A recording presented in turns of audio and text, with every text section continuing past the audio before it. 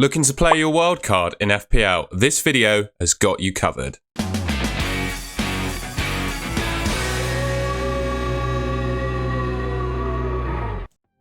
we're going to start off this draft then, obviously, by going through the goalkeeper position. Now, I've gone for Flecken at 4.5, but you could have Sam Johnson.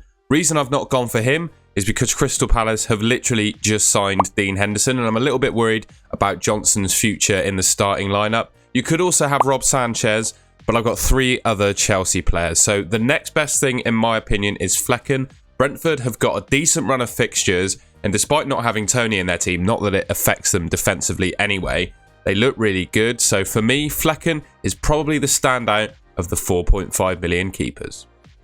In defence then, I've got Estupinian. I think he's by far and away started off the best of all the defenders in the game. The fixtures they've got coming up, the next two at least, are quite tough. Newcastle United and Man United.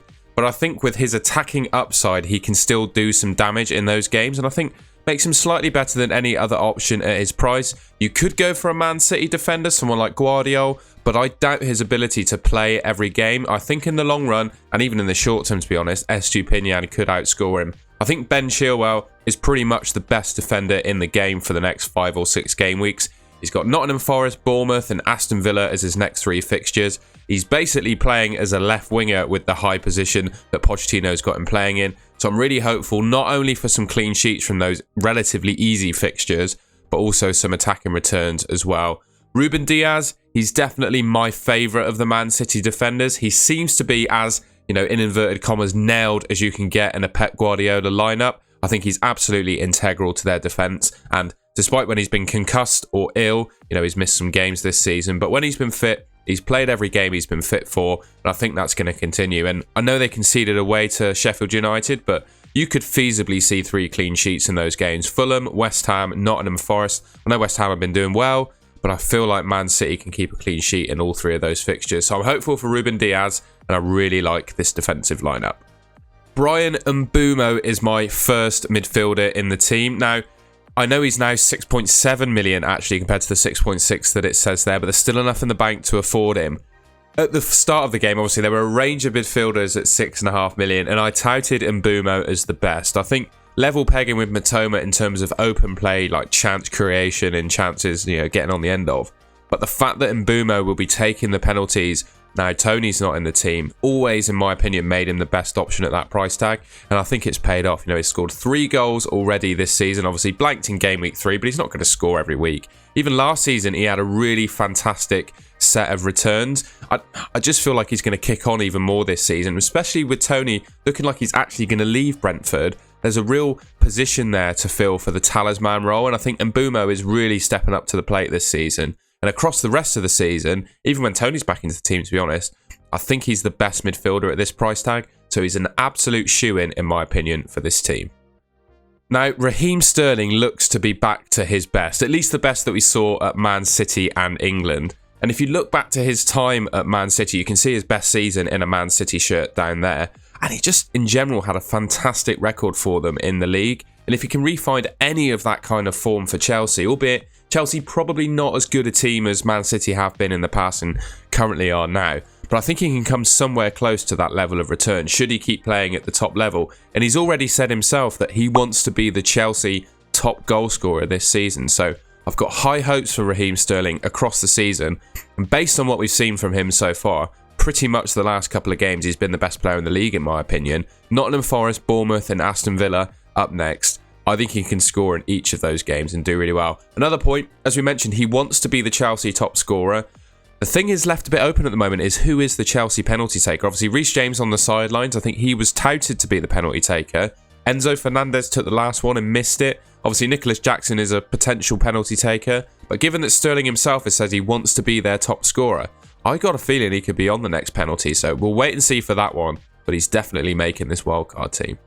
Now, FPL really made a mistake on Saka's price at the start of the season. 8.5 million is a joke of a price for the upside that he had. Now, there was a bit of turmoil when they played Crystal Palace and Martin Odegaard took the penalty against them. But obviously we found that was really, Saka was still on the penalties. He chose to give them to Martin Odegaard, and that obviously changed in their fixture in game week 3 where he took the penalty and scored. I think Man United, Everton and Tottenham. Man United on paper is a tough fixture, but with Man United really lacking a left-back at the moment and Saka obviously being a right winger, I really think he can do well and cause some damage to Man United. Everton, pretty much the worst team in the league at the moment up after that. And then Tottenham, whilst they look really good going forward, I feel like there's goals in that game for Arsenal as well. Don't really know who's going to win that game, to be honest, but I do feel like Arsenal, and particularly Saka, can get amongst the goals. So 8.5, I think he's probably gone up to 8.6 by the time I record this. I think he's a great option. Now, I feel like I'm giving Mohamed Salah a bit of a disservice when I say I had so much money left in the bank, and to be honest, I think there's a really small pool of midfielders that I actually want to pick. Brighton have got a tough run of fixtures coming up. You could have Diaby from Villa, but in my opinion, you may as well spend the more money, which you have in the bank when you build a team like this, to go for Mo Salah. Now, I know he's pretty much returned with a few assists and a goal this season. Not got off to the start that some people might have been expecting him to. And some might argue, if you don't captain him, he's probably not worth going for. And I'd somewhat agree with that. But with the amount of cash I have in the bank for this team, I think it's always nice to go for Mo Salah if you can afford him, because he's pretty much a midfielder that's an absolute banker to get at least 20 returns in a season. And I think with Aston Villa, Wolves and West Ham up next, I think he can do exactly that. He's obviously missed a penalty this season and scored the rebound. Question is, will he stay on the pens? I mean, I think so. I think he's got a really good chance of staying on them and scoring the next one. Obviously links to Saudi Arabia, but I think he's going to stick around in the Prem for one more season. And I think those next 3 fixtures look really good. Now, one honourable mention that didn't quite make the cut for the midfield, but you could potentially replace Salah and upgrade one of the forwards if you wanted to. You could go for James Maddison instead. I think he's certainly looking like the at least creative talisman in that Spurs team. He's got off to an absolutely fantastic start. The one caveat with Maddison, whilst he's nailed in the team when he's fit, he doesn't have the best of injury records. And we've already seen Tottenham being cautious with him when he left the game after game week 2 in crutches, and that was really a precaution. Then he started in game week 3, so basically he was in a position where he could walk after game week 2, and he was on crutches anyway, just as a precaution. So that's how seriously they're taking his fitness. I just think for the remainder of the season, he's got a fantastic chance of doing really well in that Tottenham team. I think the way he plays fits them down to a T. I'm really excited to see how he can get on for Spurs. Couldn't quite squeeze him into the midfield of this wildcard draft, but I really want to mention him as an honourable mention because at his price, I think he's the best. You know, he's obviously comes in at the same price as Phil Foden. Phil Foden, he's never guaranteed to start, whereas as long as he's fit, Maddison's going to play every game for Spurs, in my opinion. And looking back to last season as well, playing for a relegated team in Leicester, played 30 games and still came up with 19 attacking returns. I think, you know, towards the end of the season, we'll find out how he does in terms of goals per game across the season for Spurs. But I think he's going to have an even better campaign than last time out and be well worth that price tag. Okay, on to the forward line then. And I've gone for Wissa, Jackson and Haaland.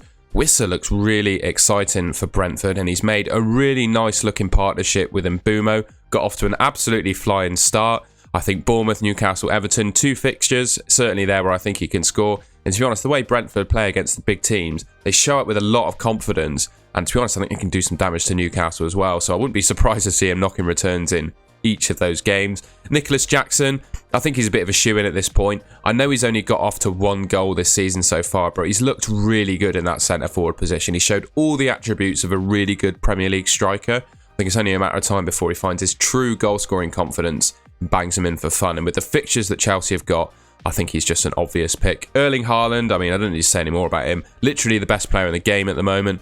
Expected points are absolutely off the chain for the next 3 fixtures, and he's obviously going to be my captain against Fulham. I'd almost suggest Fulham look to be the worst team in the league at the moment, certainly defensively. I know they did well against Arsenal, but across the rest of the season, they've been pretty poor.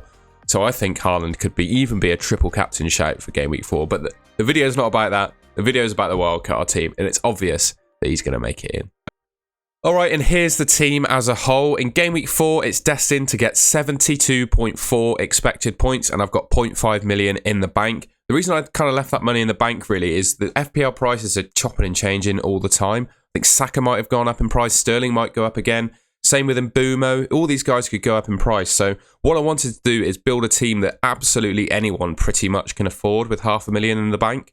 I think most people, they've either lost a little bit of value or gained a little bit of value in their team, as well as these price rises in full. So hopefully everyone watching this video can afford this team should they want to go for it.